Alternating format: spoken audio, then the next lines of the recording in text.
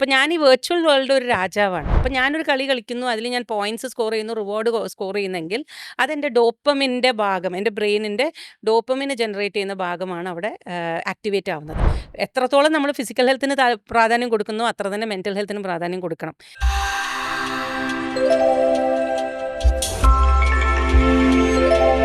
നമസ്കാരം. Psychology for life podcast സീരീസിലേക്ക് സ്വാഗതം. ഇന്ന് നമ്മോടൊപ്പം ഉള്ളത് DSK അക്കാദമിയിലെ കൺസൾട്ടൻറ്റ് സൈക്കോളജിസ്റ്റ് ആയിട്ടുള്ള ആശ മാം ആണ്. ആശ മാം, സ്വാഗതം. മാം, ഇന്ന് അഡോളസെൻ്റ് ഏജിൽ കണ്ടുവരുന്ന മെയിനായിട്ടുള്ള കാര്യങ്ങളാണ് സ്ട്രെസ്സ്, അവരുടെ ഇമോഷണൽ സപ്പോർട്ടില്ലായ്മ. അതിനെക്കുറിച്ച് മാമിന് എന്താണ് പറയാനുള്ളത്? ഓക്കെ, ഈ അഡോളസെൻ്റ് മെൻ്റൽ ഹെൽത്ത് എന്ന് പറയുന്നത് ഇപ്പോൾ വലിയൊരു കാര്യമാണ്. കാരണം ഇതിൻ്റെ പല കാരണം. ഇപ്പോൾ ഞാൻ സ്കൂളുകളിൽ പോയി ഒരുപാട് ക്ലാസ്സുകൾ എടുക്കുന്നതും ഈ ഒരു ടോപ്പിക്കിൻ്റെ മേലാണ്, അഡോളസെൻ്റ് മെൻ്റൽ ഹെൽത്ത്. സോ ഈ അഡോളസെൻസിൽ എന്തുകൊണ്ടാണ് കൂടുതൽ മെൻ്റൽ ഹെൽത്ത് ഇഷ്യൂസ് വരുന്നത് എന്നതിനെക്കുറിച്ച് ഒരുപാട് പേര് എന്നോട് ചോദിച്ചിട്ടുണ്ട്. അപ്പം ഈ മെൻ്റൽ ഹെൽത്ത് ഇഷ്യൂസിൻ്റെ ഒരു കാര്യം എന്താ വെച്ചാൽ, നമ്മുടെ ബ്രെയിന് കണ്ടിന്യൂസ്ലി ഡെവലപ്പിംഗ് ആണ്. നമ്മൾ ഈ പ്രീനേറ്റൽ സ്റ്റേജ് മുതൽ തന്നെ നമ്മുടെ ബ്രെയിന് ഡെവലപ്മെൻറ്റൽ സ്റ്റേജസിൽ കൂടെ കടന്നു പോകുന്നുണ്ട്.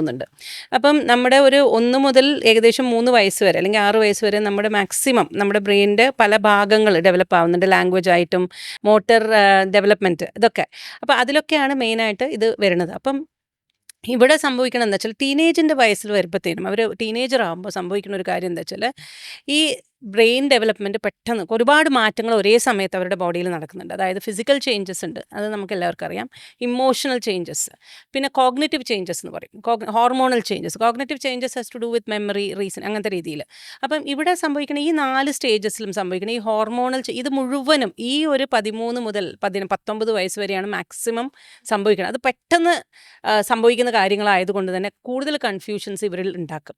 അതുകൊണ്ടാണ് ഈ പ്രായത്തിലുള്ളവർക്ക് കൂടുതലായിട്ട് ഒരു റിസ്ക് ടേക്കിംഗ് കൂടുതലായിട്ട് പ്രശ്നങ്ങൾ ഉണ്ടാക്കാം. പല അമ്മമാരും ടീച്ചേഴ്സും അല്ലെങ്കിൽ പേരൻസും പറയണത് ഈ ഒരു പ്രായത്തിൽ അവർക്ക് ഒരുപാട് കംപ്ലയിൻറ്റ്സ് അവരെക്കുറിച്ച് പറയാറുണ്ട്. പറഞ്ഞതനുസരിക്കുന്നില്ല, അല്ലെങ്കിൽ നമ്മളൊരു കാര്യം പറഞ്ഞാൽ ചെയ്യില്ല, ഇങ്ങനത്തെ രീതിയിൽ ഒരുപാട് കംപ്ലയിൻറ്റ്സ് അല്ലെങ്കിൽ എതിർത്ത് സംസാരിക്കുന്നു എന്നുള്ള കാര്യങ്ങൾ. അപ്പോൾ ഇവിടെ നമ്മൾ ഫിസിക്കൽ ചേഞ്ചസ്, അവർക്ക് ഈ ബ്രെയിൻ ഡെവലപ്മെൻറ്റ് ആ സമയത്ത് സംഭവിക്കുന്നത് കൊണ്ട് തന്നെ ഒരുപാട് ചേഞ്ചസ് അവരുടെ ബോഡിയിൽ നടക്കുന്നുണ്ട്. അതുകൊണ്ട് തന്നെ അവരിൽ ആ ചേഞ്ചസിലൂടെ കടന്നു പോകുമ്പോൾ കുട്ടികൾക്ക് ഒരുപാട് പ്രശ്നങ്ങൾ ഉണ്ടാവാറുണ്ട്. അതുകൊണ്ടാണ് ഈ ഇമോഷണൽ റെഗുലേഷൻ്റെ കാര്യമായാലും ഡിപ്രഷൻ അല്ലെങ്കിൽ അതുപോലെ തന്നെ ആങ്സൈറ്റി, ഇതുപോലത്തെ കാര്യങ്ങളിൽ അവർക്ക് കൂടുതലായിട്ട് ഫീൽ ചെയ്യണത്. അപ്പം ഇതിൻ്റെ എന്തുകൊണ്ട് എന്നുള്ള ചോദ്യങ്ങൾ ഈ ബ്രെയിൻ ഡെവലപ്മെൻറ്റിൻ്റെ സമയത്ത് ഫിസിക്കൽ ചേഞ്ചസ് നമ്മുടെ ബോഡിയിൽ നടക്കുമ്പോൾ തന്നെ ഇമോഷണലി അവർക്ക് ഒരുപാട് ഇമോഷണൽ സെൻസിറ്റിവിറ്റി കൂടും, ഇറിറ്റേഷൻസ് കൂടും, പെട്ടെന്ന് ദേഷ്യം പിടിക്കും, പെട്ടെന്ന് കരയും, പെട്ടെന്ന് സന്തോഷിക്കും. ആ ഒരു മൂഡ് സ്വിങ്സിലൂടെ അവർ കടന്നു പോകും. അപ്പോൾ ആ മൂഡ് സ്വിങ്ങിൻ്റെ സമയത്ത് ഇങ്ങനെ ആരെങ്കിലും അമ്മയോ അച്ഛനോ എന്തെങ്കിലും കാര്യം പറയുമ്പോഴത്തേനും അവരത് ഒരുപാട് രീതിയിൽ റിയാക്ട് ചെയ്യും.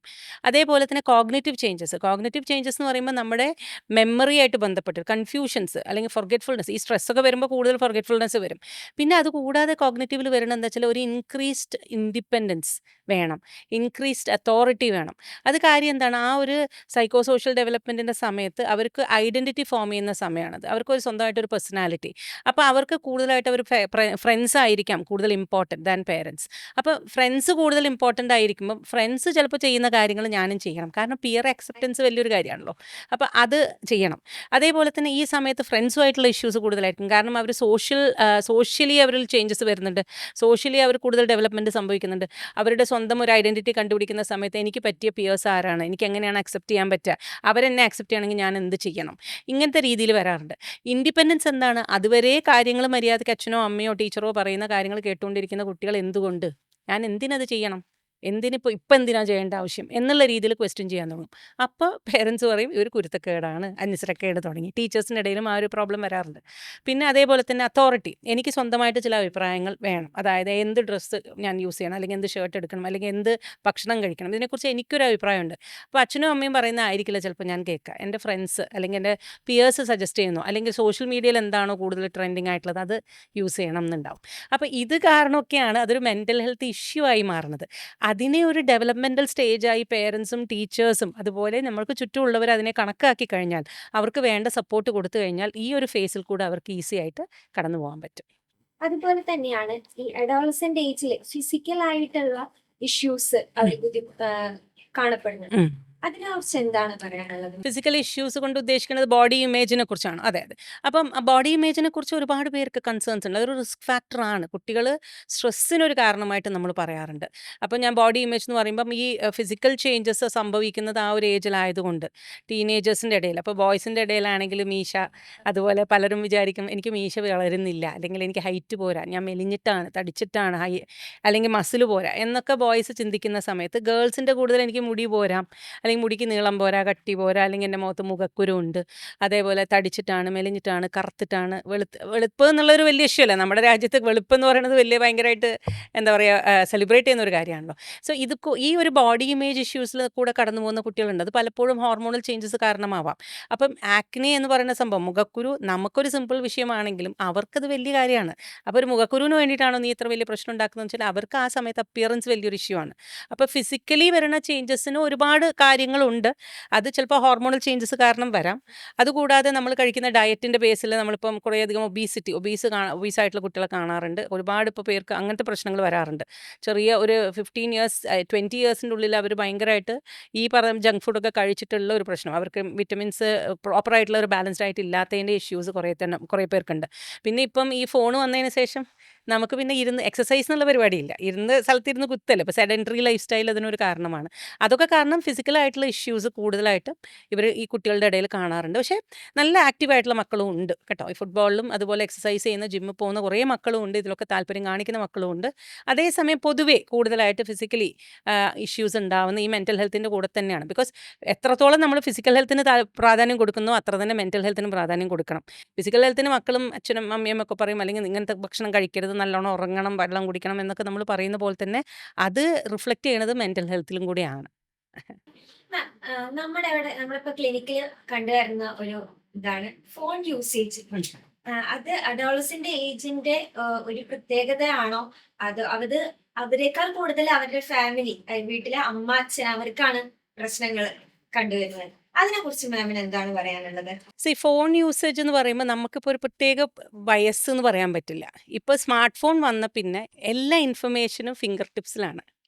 അപ്പം പൊതുവേ ഈ ഫോൺ അഡിക്ഷൻ എന്ന് പറയുന്ന കുട്ടികൾ വരുമ്പം നമ്മളിപ്പം അവരുടെ ഒരു കുട്ടികൾ സ്കൂളിൽ പോകുന്ന കുട്ടികളാണെങ്കിൽ മോർണിംഗ് മുതൽ ഈവനിങ് വരെ ഫോൺ യൂസേജ് പാടില്ല എന്നുള്ളൊരു പരിപാടിയുണ്ട്. സ്കൂൾസിലൊക്കെ അലൗ ചെയ്യുന്നില്ല.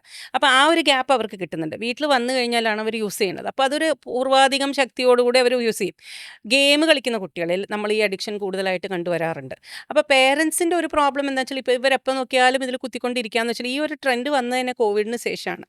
കോവിഡിൽ ഓൺലൈൻ ക്ലാസ്സസ് തുടങ്ങിയ പിന്നെയാണ് ഇങ്ങനെ ഒരു സംഭവം ഉണ്ട്, അല്ലെങ്കിൽ ഇങ്ങനെ ഫോണിൻ്റെ പല സാധ്യതകളെക്കുറിച്ച് ആളുകൾ അറിയാൻ തുടങ്ങിയത്. അപ്പോൾ റീൽസ് ഉണ്ടാക്കുന്നതായിക്കോട്ടെ, അല്ലെങ്കിൽ എന്ത് ചെറിയ സംഭവം, ഇപ്പോൾ എന്താ പറയുക, ഗ്രോ വിത്ത് മീന്നോ അല്ല അങ്ങനത്തെ ഒരു സംഭവം ഉണ്ടല്ലോ, മേക്കപ്പ് ചെയ്യുകയാണെങ്കിലും ഗെറ്റ് റെഡി വിത്ത് മീ, അപ്പോൾ GRWM എന്നുള്ള രീതിയിലൊക്കെ അങ്ങനത്തെ സംഭവങ്ങളൊക്കെ ഇപ്പോൾ വന്നിട്ടുണ്ട്. അപ്പം അതൊക്കെ തന്നെ കുട്ടികളിൽ ഒരു ട്രെൻഡിങ് സംഭവമാണ്. അപ്പോൾ അവർ ഈ ഹുക്ഡ് ആവാനുള്ള ഒരു കാര്യം എന്താണെന്ന് വെച്ചാൽ ഗെയിംസിലാണ് ഞാൻ കുട്ടികൾ കൂടുതലായിട്ട് സംസാരിക്കുമ്പം കൂടുതലായിട്ട് കുട്ടികൾ ഈ ഇൻസ്റ്റാ പേജിലുണ്ട്. അതേപോലെ ചാറ്റിംഗ് എന്നുള്ള സംഭവത്തിൽ റിലേഷൻഷിപ്സിലുള്ള കുട്ടികളാണെങ്കിൽ കൂടുതൽ ചാറ്റിങ്ങിലാണ് പോകുന്നത്. ഇൻസ്റ്റയിൽ ഇപ്പോഴത്തെ ലേറ്റസ്റ്റ് ട്രെൻഡ്, ഫാഷൻ്റെ ട്രെൻഡ്സ് എന്താണ്, അല്ലെങ്കിൽ എന്തൊക്കെയാണ് ഇപ്പോൾ ട്രെൻഡിങ് ആയിട്ടുള്ള കാര്യങ്ങളെന്ന് അറിയാൻ കുട്ടികൾക്കൊരു താല്പര്യമുണ്ട്. അപ്പം ഇതൊക്കെ കാണുമ്പം നമുക്കൊരു കാര്യം എന്താ വെച്ചാൽ ഈ സ്ക്രോളിങ്, ഈ ഡിജിറ്റൽ വേൾഡ് അല്ലെങ്കിൽ ഈ ഫോണിൽ കൂടെ കയറി കഴിഞ്ഞാൽ നമ്മൾ എത്രമാത്രം സമയം അതിൽ സ്പെൻഡ് ചെയ്യുന്നു എന്നുള്ളതിനെക്കുറിച്ച് അറിയില്ല. നമ്മൾ ഹുക്ഡായി പോവാണ്. ഒരു റീൽ കഴിഞ്ഞാൽ പിന്നെ ഈ പറഞ്ഞല്ലോ ആൽഗോരിതം എന്നൊക്കെ പറയുമല്ലോ, ഞാൻ ഒരു കാര്യമാണ് ഇതിൽ കാണുന്നത്. ഇപ്പോൾ ഞാൻ ഫാഷനാണ് എൻ്റെ ഇതിൽ മൊബൈലിൽ ആദ്യം കാണുന്നതെങ്കിൽ പിന്നെ ഞാൻ ആ റീല് കണ്ടു കഴിഞ്ഞാൽ പിന്നെ അതിനോടനുബന്ധിച്ച് ആ ഒരു ടോപ്പിക്കുമായിട്ട് റിലേറ്റഡ് ആയിട്ടുള്ള റീൽസാണ് വരുന്നത്. അപ്പോൾ അതെൻ്റെ ആൽഗോരിതം ചേഞ്ച് ചെയ്യും. അപ്പോൾ എവറി ടൈം ഞാനത് കാണുമ്പോഴും എനിക്ക് ഇങ്ങനത്തെ ഒരു പോപ്പപ്പ് വരും, ഇത് കണ്ടോ എന്ന് പറഞ്ഞിട്ട്. അപ്പോൾ നമ്മൾ ബേസിക്കലി നമ്മളെ ബ്രെയിനിനെ ഹുക്ക് ചെയ്യാണ് ചെയ്യുന്നത്. ഇവിടെ ഡോപ്പമിൻ എന്ന് പറയുന്ന സംഭവം ഡോപ്പമിൻ എന്ന് പറയുന്ന ഹോർമോൺ വലിയൊരു ഭാഗം ഈ ഒരു അഡിക്ഷനിൽ ഭാഗമായിട്ട് കിടക്കുന്നുണ്ട്. അതിൻ്റെ ഒരു കാര്യം എന്താ വെച്ചാൽ ഗെയിമിംഗ് വേൾഡ് എന്ന് പറയുന്ന ഒരു വെർച്വൽ വേൾഡാണ്. പലപ്പോഴും കുട്ടികൾ ഗെയിമിംഗ് എന്ന് പറഞ്ഞ് കയറി കഴിഞ്ഞപ്പോൾ ഫ്രീ ഫയറോ അതുപോലത്തെ ഗെയിംസിലാണ് അവർ കൂടുതൽ ഇൻട്രസ്റ്റ് എടുക്കുന്നത്. എന്ത് ഗെയിമാണ് കളിക്കുന്നത് വെച്ചാൽ അത് അവർ പറയൂല. അപ്പോൾ അതിൽ ഉണ്ടാവുന്ന ഒരു കാര്യം എന്താ വെച്ചാൽ ഈ ഒരു ഗെയിം കളിക്കാൻ നമ്മൾ കയറി കഴിഞ്ഞാൽ ഈ പെർട്ടിക്കുലർ പോയിന്റ് കഴിയുമ്പം ഇവർക്ക് ഒരു റിവാർഡ് കിട്ടും. ആ റിവാർഡ് നമുക്ക് തരണം. ആ റിവാർഡ് ഗിവിങ് ഹോർമോൺ എന്ന് പറയുന്നത് ഡോപ്പമിൻ ആണ്. അപ്പോൾ ഈ വളർന്നു വരുന്ന ബ്രെയിൻ, ഞാൻ പറഞ്ഞ പോലെ ഡെവലപ്മെൻറ്റ് സ്റ്റേജിലുള്ള ബ്രെയിനിൽ നമ്മൾ ഈ തരം ഇംപ്രഷൻ, അതായത് ഈസി ആയിട്ട് എനിക്കൊരു കാര്യം റിവാർഡ് കിട്ടും. അപ്പം ഞാൻ ഈ വെർച്വൽ വേൾഡ് ഒരു രാജാവാണ്. അപ്പം ഞാനൊരു കളി കളിക്കുന്നു, അതിൽ ഞാൻ പോയിന്റ്സ് സ്കോർ ചെയ്യുന്നു, റിവാർഡ് സ്കോർ ചെയ്യുന്നെങ്കിൽ അതെൻ്റെ ഡോപ്പമിൻ്റെ ഭാഗം, എൻ്റെ ബ്രെയിനിൻ്റെ ഡോപ്പമിന് ജനറേറ്റ് ചെയ്യുന്ന ഭാഗമാണ് അവിടെ ആക്ടിവേറ്റ് ആവുന്നത്. അപ്പോൾ സംഭവിക്കുന്നത് എന്താണ്, ആ ഒരു റിവാർഡ് കിട്ടിക്കഴിയുമ്പോൾ എനിക്ക് കൂടുതൽ കിട്ടണം, കൂടുതൽ ചെയ്യണം. അപ്പം 1 കിട്ടിക്കഴിഞ്ഞാൽ 2, 2 കിട്ടിക്കഴിഞ്ഞാൽ 3. അപ്പം അങ്ങനത്തെ രീതിയിൽ അവർ ഹുക്ഡ് ആവുകയാണ് കുട്ടികൾ. അപ്പം ഗെയിം ഡിസൈൻ ചെയ്യുന്നവരും അതാണ് ഉദ്ദേശിക്കുന്നത്. കുട്ടികൾക്ക് അവർക്ക് ഈ പറഞ്ഞ പോലത്തെ അങ്ങനത്തെ ഒരു അവരുടെ ഉദ്ദേശം ഈ ഗെയിം വിറ്റ് പോകാമെന്നും ആ ഗെയിമിൽ കൂടുതൽ ആൾക്കാർ യൂസ് ചെയ്യുക എന്നുള്ളതാണ്. അപ്പോൾ ഗെയിമിങ്ങിൽ പെട്ട് കഴിഞ്ഞാൽ ഞങ്ങൾ കൂടുതലായിട്ട് കണ്ടിട്ടുള്ള ആൾക്കാർ അഡിക്റ്റഡ് ആവുന്നത് ഈ ഗെയിമിങ്ങിൽ വരുന്ന ആൾക്കാരാണ്. സോഷ്യൽ മീഡിയയിൽ ഈ പറഞ്ഞ പോലെ തന്നെ ഇവർക്ക് limit screen time limit set ചെയ്യാത്തതുകൊണ്ടുള്ള പ്രശ്നങ്ങളുണ്ട്. ഇതൊക്കെ ഈ ഡെവലപ്മെൻറ്റൽ സ്റ്റേജിലുള്ള ബ്രെയിനിൽ ഈസി ആയിട്ട് ഈസി ആയിട്ട് ഇൻഫ്ലുവൻസ്ഡ് ആവാനുള്ളൊരു ഇതാണ്. കാരണം അവർക്ക് തെറ്റും ശരിയും തമ്മിലുള്ള വ്യത്യാസം അറിയില്ല. അപ്പോൾ അത് റെഗുലേറ്റ് ചെയ്യാൻ, വികാരങ്ങൾ റെഗുലേറ്റ് ചെയ്യാൻ അവർക്കൊരു ബുദ്ധിമുട്ടുണ്ട്. അപ്പോൾ നിർത്തണം എന്ന് വിചാരിച്ചാലും അവർക്ക് ചിലപ്പോൾ നിർത്താൻ പറ്റില്ല. അപ്പോൾ അതൊക്കെ നമ്മളായിട്ട് സെൽഫായിട്ട് അതിലോരോ കൺട്രോൾ സെറ്റ് ചെയ്യണം. അപ്പോൾ നമ്മൾ പറഞ്ഞ പോലെ ഡിജിറ്റൽ ഡീറ്റോക്സ് എന്ന് പറഞ്ഞ സംഭവമുണ്ട്. അപ്പോൾ ഡീറ്റോക്സ് ചെയ്യുകയാണെങ്കിൽ അത് ചെയ്യണം, സ്ക്രീൻ ടൈം സെറ്റ് ചെയ്യണം, അതേപോലെ തന്നെ പാരൻ്റൽ കൺട്രോൾ ഉണ്ടെങ്കിൽ അത് യൂസ് ചെയ്യണം. അതുപോലത്തെ കാര്യങ്ങൾ നമ്മൾ ചെയ്യുമ്പോൾ സംഭവിക്കണം എന്താ വെച്ചാൽ സെൽഫ് റെഗുലേഷൻ എന്നൊരു സംഭവത്തിലേക്ക് നമ്മൾ എത്തുകയാണ്. അപ്പോൾ അങ്ങനെ ഒരു ഇൻട്രസ്റ്റ്, പക്ഷേ എനിക്കും കൂടെ താല്പര്യം വേണം, നിർത്തണം എന്നുള്ളൊരു ആഗ്രഹം വേണമല്ലോ, പേരൻസിൻ്റെ മാത്രം ആയിരിക്കരുത്. അതാണ്. നമ്മുടെ ക്ലിനിക്കിൽ മെയിൻ ആയിട്ട് കണ്ടുവരുന്ന പ്രശ്നങ്ങൾ എന്തൊക്കെയാണ്? ഓക്കെ. ഇപ്പോൾ തൽക്കാലം ഞാനിപ്പോൾ ക്ലിനിക്ക് എന്ന് പറയുമ്പോൾ മെയിനായിട്ട് നമ്മൾ അഡോളസൻസ് ആണ് ഡീൽ ചെയ്യുന്നതുകൊണ്ട് അഡോളസൻസ് വരുന്ന പ്രശ്നങ്ങളെക്കുറിച്ച് പറയാം. സോ മെയിനായിട്ട് അവർക്കുള്ളത് അക്കാഡമിക് ഇതാണ്, അക്കാഡമിക് പ്രോബ്ലംസ് ആണ്. അക്കാഡമിക് പ്രോബ്ലം ആയിട്ടല്ല, അക്കാഡമിക് സ്ട്രെസ്സ്, പരീക്ഷയ്ക്ക് നല്ല മാർക്ക് കിട്ടണം. അഡോളസൻസ് എന്ന് പറയുമ്പോൾ നമ്മൾ 9, 10, +1, +2 കുട്ടികളെയല്ലേ നമ്മൾ ഡീൽ ചെയ്യുന്നത്. അപ്പോൾ കൂടുതൽ അക്കാഡമിക്കലി കുറച്ച് നന്നായി പെർഫോം ചെയ്യാൻ പറ്റും. അക്കാഡമിക് പെർഫോമൻസിനെ കുറിച്ചുള്ള ടെൻഷൻസ് ഉണ്ട്, അത് അവർക്ക് ഒരുപാട് സ്ട്രെസ്സ് കൊടുക്കുന്നുണ്ട്. അതേപോലെ തന്നെ ഫാമിലി ഇഷ്യൂസ്, അത് നമുക്ക് ഒരിക്കലും നമ്മൾ കവർ ചെയ്യാൻ പറ്റാത്തൊരു കാര്യമാണ്. കാരണം അച്ഛനും അമ്മയും തമ്മിലൊരു സ്വരച്ചേർച്ച ഇല്ലാത്തത്, അല്ലെങ്കിൽ ഫാമിലിയുടെ ഒരു എക്സ്പെക്റ്റേഷൻസ് കൂടുതലാണ്. ഫാമിലി എനിക്ക് ആ ലെവലിൽ എത്താൻ പറ്റില്ല എന്നുള്ളൊരു സ്ട്രെസ്സ്. പിന്നെ കണ്ടിന്യൂസ് ആയിട്ട് കുടുംബ പ്രശ്നങ്ങൾ, അതായത് സ്വത്ത് തർക്കങ്ങളാവാം, അങ്ങനത്തെ കാര്യങ്ങളൊക്കെ കുഞ്ഞുങ്ങളെ നല്ലോണം ബാധിക്കുന്നുണ്ട്. പിന്നെ ഓപ്പണായിട്ട് പേരൻസുമായിട്ട് സംസാരിക്കാൻ പറ്റാത്തൊരവസ്ഥ. എന്നുവെച്ചാൽ പേരൻസ് സ്ട്രെസ്ഡ് ആണ്, ജോലി കാരണമോ പല കാരണങ്ങൾ കൊണ്ട് സ്ട്രെസ്ഡ് ആണ്. അത് കുട്ടികളിൽ അവർ ട്രാൻസ്ഫർ ചെയ്യുകയാണ്. അവരോടത്ത് ഒരു കാര്യം തുറന്നു പറയാൻ പറ്റില്ല കുഞ്ഞുങ്ങൾക്ക്. അപ്പോൾ അത് ഒരു പ്രോബ്ലമാണ്. ഫാമിലി ഇഷ്യൂസ് ഒരു പ്രോബ്ലമാണ്.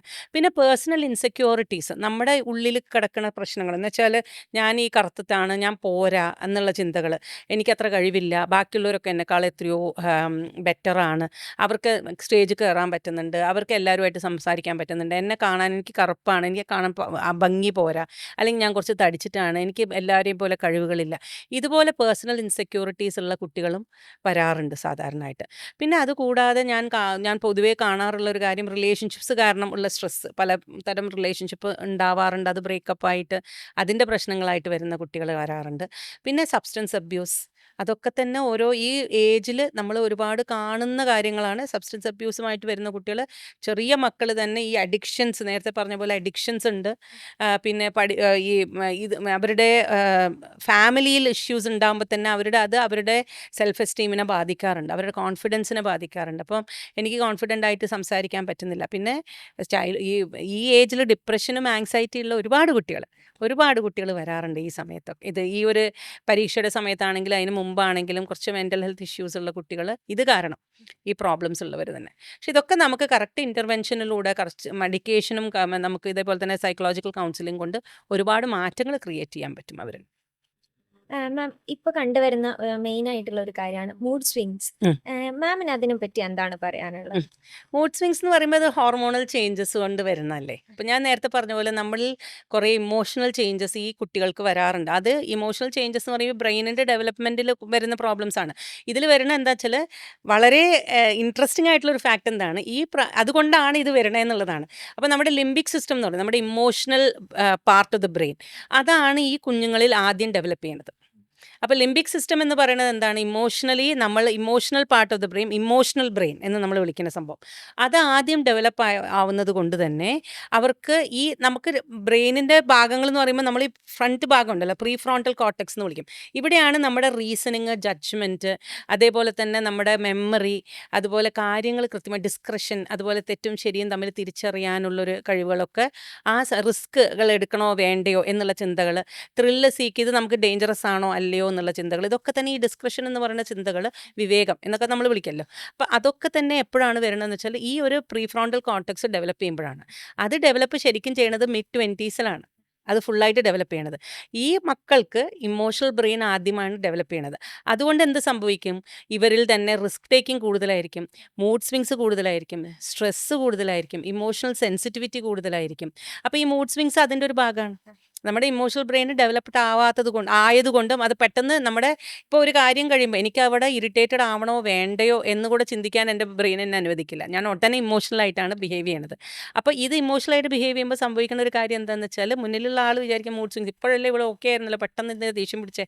ഇപ്പോൾ ഒരു ചെറിയ കാര്യം തന്നെ അവർക്ക് സ്ട്രെസ് ഉണ്ടാക്കും, ചെറിയ കാര്യങ്ങൾ അവർക്ക് വിഷമം തോന്നും, ചെറിയ കാര്യങ്ങൾ സെൻസിറ്റീവ് ആവും, പെട്ടെന്ന് സന്തോഷം വരും, ചെറിയ ചെറിയ കാര്യങ്ങൾക്ക് സന്തോഷം വരും. അപ്പോൾ അവർക്ക് തന്നെ അവരെക്കുറിച്ചൊരു കൺഫ്യൂസ്ഡ് സ്റ്റേജാണ്, ഇതെന്താ ഞാൻ ഇങ്ങനെ എന്ന് ചോദിക്കുന്ന ഒരു അവസ്ഥയാണ്. പക്ഷെ നമ്മൾ മനസ്സിലാക്കേണ്ടത് that is because of the brain development happening. ആ ഇമോഷണൽ ബ്രെയിന് ഫസ്റ്റ് ഡെവലപ്പ് ആവുന്നു more than the smart brain അല്ലെങ്കിൽ ലോജിക്കൽ ബ്രെയിൻ. അപ്പോൾ ആ ലോജിക്കലായിട്ട് ചിന്തിക്കാൻ പറ്റാത്തൊരവസ്ഥയാണ്. അതുകൊണ്ടാണ് കുട്ടികൾ ഈ പറഞ്ഞ പോലെ സ്പീഡിനെ കുറിച്ചൊരു ധാരണയില്ല. നമ്മൾ വണ്ടി പോകുമ്പോൾ ഒക്കെ കാണാറുണ്ടല്ലേ, ബൈക്ക് എടുത്തിട്ട് 100 കിലോമീറ്റേഴ്സ് പറയും. ഇപ്പോൾ ഹൈവേയും കൂടെ വന്നുകൊണ്ട് പറയേ വേണ്ട, ഭയങ്കര സ്പീഡിലാണ് വണ്ടി ഓടിക്കുന്നത്. അപ്പോൾ ഇത്രയും സ്പീഡിൽ ഓടിച്ചാൽ, ഇത്രയും ഡിസ്റ്റൻസിൽ ബ്രേക്ക് ചെയ്ത് കഴിഞ്ഞാൽ ഇത്രയും പ്രോബ്ലം ഉണ്ടാവുന്നൊന്നും അവർ ചിന്തിക്കുന്നില്ല എന്നല്ല, ആ ചിന്ത അവരുടെ ഇമോഷണൽസ് അവരെ കൺട്രോൾ ചെയ്യുകയാണ് ചെയ്യുന്നത്. വളരെയധികം ഇൻഫ്ലുവൻസ് ചെയ്യുന്നത് കൊണ്ട് തന്നെ അവർക്ക് ക്രിട്ടിക്കലായിട്ട് ചിന്തിക്കാനുള്ളൊരു കഴിവുകൾ ആ സമയത്ത് കുറവാണ്. എല്ലാ കുഞ്ഞുങ്ങളും അങ്ങനെയല്ല, കുറേ അധികം പേര് അതിലൂടെ കടന്നു പോകുന്നുണ്ട്. അപ്പോൾ മൂഡ് സ്വിങ്സ് അതിൻ്റെ ഒരു ഭാഗമാണ്. ഇപ്പോൾ മെനോപോസൽ സ്റ്റേജിലും സ്ത്രീകൾക്ക് അങ്ങനെ വരാറുണ്ട്. കാരണം തിരിച്ചും നമുക്ക് ഈ പറഞ്ഞ പോലെ ഈസ്ട്രജൻ കുറയുന്നു, പ്രൊജസ്ട്രോണിൻ്റെ ആ ഒരു വ്യത്യാസങ്ങൾ വരുന്നതുകൊണ്ട് മൂഡ് സ്വിങ്സ് ആ സമയത്ത് കൂടുതലാണ്. പക്ഷെ അതിനെക്കുറിച്ച് പലരും തമാശയായിട്ട് പറയുകയാണെങ്കിലും അതൊക്കെ റിയൽ ലൈഫ് പ്രശ്നങ്ങളാണ്. കുഞ്ഞുങ്ങളിലാണെങ്കിലും ശരി, ഇവരിലാണ്. അപ്പോൾ പേരൻസോ ടീച്ചേഴ്സോ അവരെ ഇതുവരെ കാണാത്തൊരു രൂപമാണ് ഇപ്പോൾ കാണുന്നത് ആ ടീനേജിൽ. അപ്പോൾ അവർക്ക് എന്താ വെച്ചാൽ ഈ കുട്ടിക്ക് എന്താ പറ്റി, ഇത്രയും കാലം ഒരു പ്രശ്നവും ഇല്ലായിരുന്നു, പെട്ടെന്ന് എന്താ ഇങ്ങനെ. പക്ഷെ അതിനെ നമ്മൾ സയൻറ്റിഫിക് ആയിട്ട് പഠിക്കുമ്പോൾ, അവരുടെ ആ ഡെവലപ്മെൻറ്റൽ ഫേസിനെ കുറിച്ച് കൂടുതലായിട്ട് പഠിക്കുമ്പോൾ ഇതിനുള്ള ഉത്തരങ്ങൾ കിട്ടും നമുക്ക്. മാം, ഇപ്പം നമ്മൾ പറഞ്ഞല്ലോ അഡോളസെൻ്റ് ഏജുകാർക്ക് ഇങ്ങനെ വരുന്ന പ്രശ്നങ്ങൾ, ആൻസൈറ്റി, ഇതിൽ നിന്ന് മറികടക്കാൻ എന്താ നമ്മൾ ചെയ്യുക? നല്ല ചോദ്യമാണ്. ആക്ച്വലി നമ്മൾ ഇത്രയും നേരം പ്രോബ്ലംസിനെ കുറിച്ച് മാത്രമാണ് സംസാരിച്ചുകൊണ്ടിരുന്നത്. അപ്പോൾ സൊല്യൂഷൻ എന്ന് പറയുമ്പോൾ അതിന് ഫസ്റ്റ് തിങ് ഒരു പോസിറ്റീവ് ലൈഫ് സ്റ്റൈൽ വേണം. എന്ന് വെച്ചാൽ നമ്മളിപ്പം ഏറ്റവും അധികം ഒരു ബുദ്ധിമുട്ടുന്ന ഒരു കാര്യം എന്ന് വെച്ചാൽ ഉറക്കം. ഈ സ്ക്രോളിംഗ് ഉണ്ടല്ലോ, ഫോൺ സ്ക്രോളിംഗ് രാത്രിയൊക്കെ നടത്തുമ്പോൾ ഇവരുടെ ഉറക്കം വല്ലാതെ ബാധിക്കുന്നുണ്ട്. സ്ലീപ്പിൽ പ്രോബ്ലംസ് വന്നു കഴിഞ്ഞാൽ മെൻ്റൽ ഹെൽത്ത് പ്രോബ്ലംസിനുള്ള ഒരു കീയാണ്, ഒരു താക്കോലാണത്. അപ്പം ഉറക്കം എന്ന് പറയുന്നത് കൃത്യമായിട്ട് 7 മുതൽ 8 മണിക്കൂർ വരെ കുഞ്ഞുങ്ങൾ ഉറങ്ങണം, തീർച്ചയായിട്ടും ഉറങ്ങണം. അപ്പോൾ അതിന് ഫോൺ മാറ്റി വെക്കണം എന്നുള്ളത് ഫസ്റ്റ്, ഒരു ഡിസിപ്ലിൻ വേണം. രണ്ടാമത്തെ കാര്യം എന്ന് പറയുന്നത് നല്ല ഭക്ഷണം, ബാലൻസ്ഡ് ഡയറ്റ് കഴിക്കുക.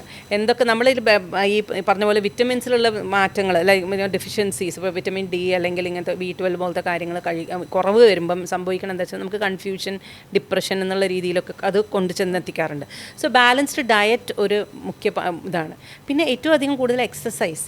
ഈ എക്സസൈസ് എന്ന് പറയുമ്പോൾ നമ്മൾ ഈ ബാലൻസ്ഡ് ഡയറ്റ് കഴിക്കുമ്പോൾ നമുക്ക് ഒരു പലതരം ഹാപ്പി ഹോർമോൺസ് നമ്മുടെ ബോഡിയിൽ ജനറേറ്റ് ചെയ്യുന്നുണ്ട്. എൻഡോർഫിൻസ് എന്ന് പറഞ്ഞാൽ എക്സസൈസ് ചെയ്യുമ്പോൾ ജനറേറ്റ് ചെയ്യുന്ന ഒരു ഹോർമോണാണ്. അപ്പോൾ അത് നമുക്കൊരു നാച്ചുറൽ പെയിൻ കില്ലർ ആണത്. അപ്പോൾ അത് നമ്മളെ കൂടുതൽ എന്താ പറയുക ആക്റ്റീവായിട്ട് വെക്കും. അപ്പോൾ എക്സസൈസ് ഇമ്പോർട്ടൻ്റ് ആണ്, അതേപോലെ തന്നെ ബാലൻസ്ഡ് ഡയറ്റ് ഇമ്പോർട്ടൻ്റ് ആണ്, ഉറക്കം ഇത് ബേസിക് തിങ്. ഹൈഡ്രേഷൻ, വെള്ളം കുടിക്കുക. കുഞ്ഞുങ്ങൾ ഈ കാലത്ത് വെള്ളം കുടിക്കുന്നത് ഞാൻ കണ്ടിട്ടില്ല, വെള്ളം കുടിക്കണം നല്ല രീതിയിൽ. പിന്നെ നമ്മുടെ ഹോബീസ്, നമുക്ക് ഇഷ്ടപ്പെട്ട ഹോബീസ് അറ്റ്ലീസ്റ്റ് അതിനൊരു അരമണിക്കൂറെങ്കിലും ദിവസം ടൈം കണ്ടെത്തണം. +1 +2 ആയിക്കോട്ടെ, കുഴപ്പമില്ല. നമുക്ക് ഇഷ്ടപ്പെട്ട മ്യൂസിക് കേൾക്കുക, നമുക്ക് ഇഷ്ടപ്പെട്ട ബുക്ക് വായിക്കുക, ഗാർഡനിങ് അല്ലെങ്കിൽ കുക്കിംഗ് ഇഷ്ടപ്പെട്ട ആൾക്കാരാണെങ്കിൽ അത്, അല്ലെങ്കിൽ ക്രാഫ്റ്റ്, പാടുക, വാട്ട് എവർ ഇറ്റ് ഇസ്. അവർക്ക് ഡാൻസോ പാട്ടോ എന്തെങ്കിലും ഒന്ന് നമുക്ക് മനസ്സിന് സന്തോഷം തരുന്ന എന്തെങ്കിലും ഒരു കാര്യം നമ്മൾ അതിൽ ഏർപ്പെടണം ദിവസവും. അപ്പോൾ അത് നമ്മുടെ ഒരു പോസിറ്റീവ് ലൈഫ് സ്റ്റൈലിൻ്റെ ഒരു ഭാഗമായി മാറും. ഓക്കെ, അപ്പോൾ ഹോബീസ് നേരത്തെ പറഞ്ഞ പോലെ ബാലൻസ്ഡ് ഡയറ്റ്, അതുപോലെ ഉറക്കം, സ്ലീപ്പ് ആൻഡ് ഹൈഡ്രേഷൻ, ഇത് നമ്മുടെ ഈ കാര്യങ്ങൾ ഞാൻ നേരത്തെ പറഞ്ഞ കാര്യങ്ങളൊക്കെ തന്നെ അതിൽ ഇൻക്ലൂഡഡ് ആണ്. അപ്പം പിന്നെ ഉള്ളത് നമുക്ക് വേണ്ടത് ഈ പറഞ്ഞ ഫോണിൻ്റെ കാര്യത്തിൽ. പിന്നെ മൈൻഡിന് എന്ത് ഇത് കൊടുക്കാം. അപ്പോൾ breathing exercises, deep breathing exercises ചെയ്യാം. നമുക്കിപ്പോൾ ടെൻഷൻ കുറയ്ക്കാൻ വേണ്ടിയിട്ട് ഗ്രൗണ്ടിങ് എക്സസൈസസ് എന്ന് വിളിക്കും. 5 4 3 2 1 എന്ന് പറയുന്ന ഒരു എക്സസൈസ് ഉണ്ട്, അതൊക്കെ നമുക്കിപ്പോൾ ഗൂഗിളിൽ കിട്ടും. പിന്നെ അതേപോലെ തന്നെ നമുക്ക് ഈ പറഞ്ഞ പോലെ ഡീപ്പ് ബ്രീതിങ്, ബോക്സ് ബ്രീതിങ് എന്ന് പറഞ്ഞൊരു സംഭവമുണ്ട്. മൈൻഡ്ഫുൾനെസ്, എന്ത് കാര്യങ്ങൾ ചെയ്യുമ്പോഴും നമ്മുടെ പഞ്ചേന്ദ്രിയങ്ങൾ യൂസ് ചെയ്തിട്ട് നമ്മളൊരു കാര്യങ്ങൾ ചെയ്യുക, അത് ഹെൽപ്പ് ചെയ്യും. അപ്പം പിന്നെ ബോഡി സ്കാൻ, മറ്റേ നമ്മുടെ ബോഡി സ്കാൻ, നമ്മൾ പ്രോഗ്രസീവ് മസിൽ റിലാക്സേഷൻ എന്ന് പറയും, അതും ഒക്കെ തന്നെ നമ്മുടെ സ്ട്രെസ്സ് കുറയ്ക്കാൻ അല്ലെങ്കിൽ നമ്മുടെ ടെൻഷൻ കുറയ്ക്കാൻ അത് ഹെൽപ്പ് ചെയ്യും. അതുകൂടാതെ മെയിനായിട്ട് സ്ക്രീനിൽ നമുക്ക് ഒരു ഡിസിപ്ലിൻ വേണം. അപ്പോൾ ഡിസിപ്ലിൻ വേണമെങ്കിൽ നമ്മളൊരു ആഴ്ചയിൽ ഒരു ദിവസമെങ്കിലും ഒരു ഡിജിറ്റൽ ഡീറ്റോക്സ് എന്നുള്ള നിലയ്ക്ക് ഫോൺ യൂസ് ചെയ്യാതിരിക്കുക, അല്ലെങ്കിൽ ദിവസവും ഒരു മണി ഇത്രയും സമയം ഞാൻ ഫോൺ യൂസ് ചെയ്യില്ല എന്ന് പറഞ്ഞ് മാറ്റി വയ്ക്കുക. പിന്നെ സ്ക്രീൻ ടൈം സെറ്റ് ചെയ്യുക, ലിമിറ്റ്സ് വെക്കുക. നമ്മൾ ഇത്ര കാര്യങ്ങൾ ഇത്ര നേരം ചെയ്യും എന്നുള്ള ഒരു സ്ക്രീൻ ടൈം ഇത്ര 2 മണിക്കൂർ, ദിവസവും 2 മണിക്കൂറിന് മേലെ കാണാൻ പാടില്ല എന്നുള്ളതാണ്. പക്ഷെ എത്ര പേര് അത് ഫോളോ ചെയ്യുന്നുണ്ട്? 6 മണിക്കൂർ 7 മണിക്കൂറൊക്കെ ഉണ്ടാവും. അത് വീക്കെൻഡ്സ് ആണെങ്കിൽ കൂടും. ഗെയിമൊക്കെ കളിക്കുന്നവർക്ക് ടൈമിൻ്റെ ഒരു ലിമിറ്റ് അറിയുന്നില്ലല്ലോ. അപ്പോൾ സ്ക്രീൻ ടൈം സെറ്റ് ചെയ്യുക എന്നുള്ളതുണ്ട്. പിന്നെ ഓൺലൈൻ ആൻഡ് ഓഫ്ലൈൻ സെഷൻസ് അത് നമ്മൾ ടൈം തമ്മിലൊരു ബാലൻസ് വേണം. അതായത് കൂടുതൽ സമയം ഫാമിലിയായിട്ട് നമ്മൾ സ്പെൻഡ് ചെയ്യണം. ഒറ്റയ്ക്ക് റൂമിൽ കഥ കടച്ചുകൊണ്ട് ഫോണിൽ ഇത് ചെയ്യുന്നത് ഓക്കെ, കുറച്ച് നേരം അവർക്കൊരു സ്പേസ് ആവശ്യമാണ്. ബട്ട് അതും നമ്മൾ ലിമിറ്റ് ചെയ്തിട്ടുണ്ടെങ്കിൽ ഇപ്പോൾ കൂടുതൽ സ്ക്രീൻ ടൈം ഡിപ്രഷൻ പോലുള്ള മാനസികാവസ്ഥയിലേക്ക് നയിക്കും എന്നുള്ളത് റിസർച്ച് കണ്ടുപിടിച്ചിട്ടുണ്ട്. കാരണം ഒറ്റപ്പെടൽ വരുന്നുണ്ട് അവിടെ, ആളുകളായിട്ട് കമ്മ്യൂണിക്കേറ്റ് ചെയ്യുന്നില്ല. അപ്പം നമുക്ക് ഒരു ദിവസം എന്ന് പറയുമ്പോൾ നമുക്ക് അച്ചീവ്മെൻ്റ് എന്ന് പറഞ്ഞ സംഭവമാണ്. ഞാൻ കുട്ടികൾക്ക് പറഞ്ഞു കൊടുക്കാറുള്ള ഒരു ചെറിയൊരു ടെക്നീക്കാണ് മെൻ്റൽ ഹെൽത്ത് എന്ന് പറയുന്ന ഒരു സംഭവം. ദിവസവും നമുക്ക് ആവണം, നമ്മൾ മെൻ്റലി ഹെൽത്തി ആവണം എന്നുണ്ടെങ്കിൽ 4 കാര്യങ്ങൾ ദിവസവും ചെയ്യണം എന്നാണ്. ഫസ്റ്റ് എന്ന് പറയുന്നത് അച്ചീവ്മെൻറ്റ്. എന്തെങ്കിലും ഒരു കാര്യം അച്ചീവ് ചെയ്യുക. അത് കുഞ്ഞുങ്ങൾക്കെന്നല്ല, ആർക്കായാലും. അത് വീട്ടമ്മയാവാം, അവർ ജോലിക്ക് പോകുന്ന സ്ത്രീയാവാം, മക്കളാവാം, പഠിക്കുന്ന കുട്ടികളാവാം, ആരായാലും ശരി, ഒരു അച്ചീവ്മെൻറ്റ് നമ്മൾ ദിവസവും ചെയ്തിരിക്കണം. അപ്പോൾ കുഞ്ഞുങ്ങളെ സംബന്ധിച്ചിടത്തോളം അത് പഠിപ്പാണ്.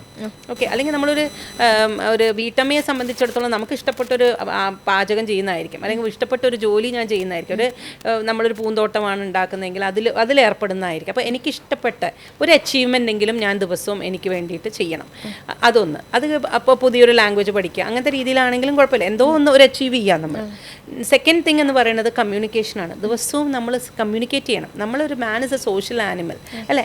അപ്പോൾ സോഷ്യലി കമ്മ്യൂണിക്കേറ്റ് ചെയ്യണം, ഫ്രണ്ട്സ്, ഫാമിലി, ഇവരുമായിട്ട്. നമ്മൾ ഒറ്റപ്പെട്ട് പോകും തോറും ഈ ഒരു പ്രശ്നം കൂടി വരികയാണ്. നമ്മളിൽ ഡിപ്രഷനെ പോലുള്ള കാര്യങ്ങൾ ഒറ്റപ്പെട്ട് പോകുമ്പോൾ നമുക്ക് തുറന്നു പറയാൻ ആരും ഇല്ലാത്തൊരവസ്ഥ ഉണ്ട്. അപ്പോൾ കമ്മ്യൂണിക്കേഷൻ ഇമ്പോർട്ടൻറ്റ്. അപ്പോൾ കമ്മ്യൂണിക്കേറ്റ് ചെയ്യുന്ന ആൾക്കാർ ടോക്സിക് അല്ല, വളരെ പോസിറ്റിവിറ്റി തരുന്നൊരു വ്യക്തിയായിരിക്കണം. മൂന്നാമത്തെ കാര്യം എന്ന് പറയുന്നത് എൻജോയ്മെൻറ്റ്, എക്സസൈസ്. ദിവസവും അരമണിക്കൂറെങ്കിലും 20 to 30 minutes എന്തെങ്കിലും ഒരു ഫോം ഓഫ് എക്സസൈസ് ഡെഫിനറ്റ്ലി ചെയ്തിരിക്കണം. അത് വാക്കിങ്ങിൽ തുടങ്ങി ജിമ്മിൽ പോകുന്നതാവാം, സ്വിമ്മിങ് ആവാം, അങ്ങനെ എന്തായാലും ശരി. കുറേ പേര് മാർഷ്യൽ ആർട്സിൽ കയറുന്നവരുണ്ട്. അപ്പോൾ ഈ എക്സ്ട്രാ എനർജിയും പോയി കിട്ടും. അപ്പോൾ നമ്മൾ പറയുന്ന അധികം എനർജി ഉള്ള കുട്ടികൾക്ക് മാർഷ്യൽ ആർട്സ് പോലുള്ളൊരു സംഭവത്തേക്ക് കയറ്റി വിടണം, കിക്ക് ബോക്സിങ്ങോ എന്തുപോലെ ആയിക്കോട്ടെ. അവർക്ക് ആ എനർജി പോയി കഴിഞ്ഞാൽ അവർ ഹാപ്പിയാണ്.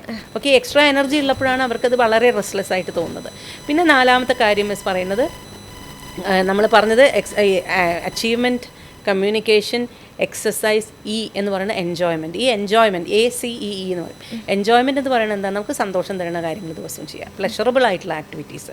എന്ന് വെച്ചാൽ ഒന്നും വേണ്ട, ഒരു മീ ടൈം എന്ന് നമ്മൾ വിളിക്കുന്ന സംഭവമായിരിക്കാം. പക്ഷെ ആ ഒരു ½ an hour അല്ലെങ്കിൽ 20 minutes ദിവസം എനിക്ക് സന്തോഷം തരുന്ന കാര്യങ്ങൾ വിത്തൗട്ട് ഡിവൈസിനെ മാറ്റി വെച്ചുകൊണ്ട് ചെയ്യാൻ ശ്രമിക്കുക. അപ്പോൾ ഇത് നമ്മൾ റെഗുലറായിട്ട് ഡെയിലി പ്രാക്ടീസ് ചെയ്യുമ്പം മെൻ്റലി ഹെൽത്തി ആവാൻ നമുക്കൊരു മാർഗ്ഗമാണ്. ബിക്കോസ് ഈ പുറമേ നിന്ന് നമ്മൾ മരുന്നായിട്ടും മറ്റും കഴിക്കുന്ന ഈ ജനറേറ്റ് ചെയ്യപ്പെടുന്ന ഹോർമോൺസ്, നമ്മളിപ്പോൾ ഹാപ്പി ഹോർമോൺസ് എന്ന് വിളിക്കുന്ന സെററ്റിൻ, അതേപോലെ തന്നെ എൻഡോർഫിൻസ്, ഡോപ്പമിൻ, അല്ലെങ്കിൽ ഓക്സിറ്റോസിൻ എന്ന് പറഞ്ഞുള്ള കാര്യങ്ങളൊക്കെ തന്നെ ഞാൻ എൻ്റെ ഉള്ളിൽ തന്നെ ജനറേറ്റ് ചെയ്യുന്നത് ത്രൂ ആക്ടിവിറ്റീസ്. അപ്പോൾ that will actually make you A happier person, mentally healthy person. പിന്നെ അതിൻ്റെ മേലെ എന്തെങ്കിലും ഇഷ്യൂസ് ഉണ്ടെങ്കിൽ ഡെഫിനറ്റ്ലി ഞങ്ങളെപ്പോലുള്ള തെറപ്പിസ്റ്റ് ഉണ്ട്. ആരും ഒറ്റയ്ക്കല്ല, നോബഡി ഈസ് അലോൺ. ആരെങ്കിലും ഞാൻ ഒറ്റയ്ക്കാണ്, എനിക്ക് ആരും ഇല്ലയെന്ന് വിചാരിക്കരുത്. ഞങ്ങളൊക്കെ അവരെ പോലുള്ള ആൾക്കാരെ സഹായിക്കാനാണ്.